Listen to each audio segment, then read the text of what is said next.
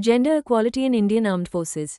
Articles 14, 15, and 16 of the Indian Constitution guarantee equality before law, prohibit discrimination on the grounds of sex, and ensure equal opportunity in public employment, while Article 15, 3, allows the state to make special provisions for women. Evolution of women's role in the Indian Armed Forces. 1992, women were inducted as Short Service Commission (SSC) officers in select branches.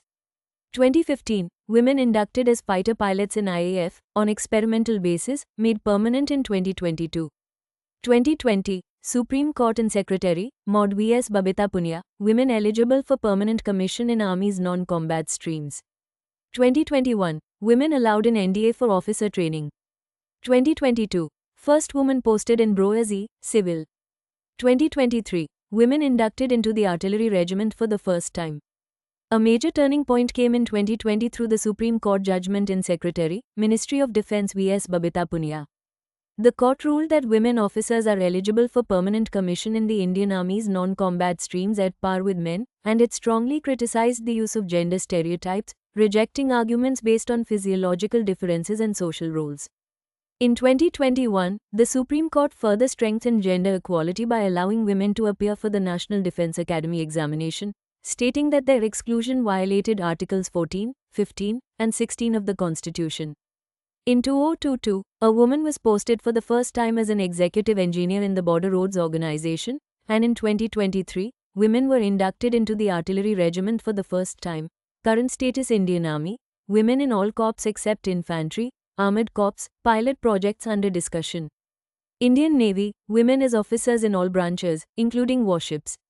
Indian Air Force, women in all roles, including fighter pilots. Coast Guard and CAPFs, progressive integration in combat and leadership roles. Challenges: physical standards, need for gender-neutral but role-specific physical benchmarks. Combat role resistance, concerns over unit cohesion, infrastructure, physiological differences.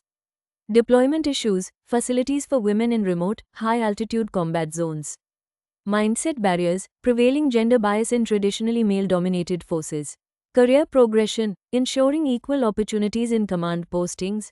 To address these issues, the government has introduced permanent commission for women, enabled gender-neutral entry into NDA and Sainik schools, upgraded infrastructure in operational areas, and expanded women's roles, including their induction into the Artillery Regiment. Going forward, a clear policy roadmap for combat inclusion, role-based training standards, institutional cultural change, deployment readiness, and learning from international best practices will be crucial. Equality in uniform is not symbolic, it strengthens India's national security.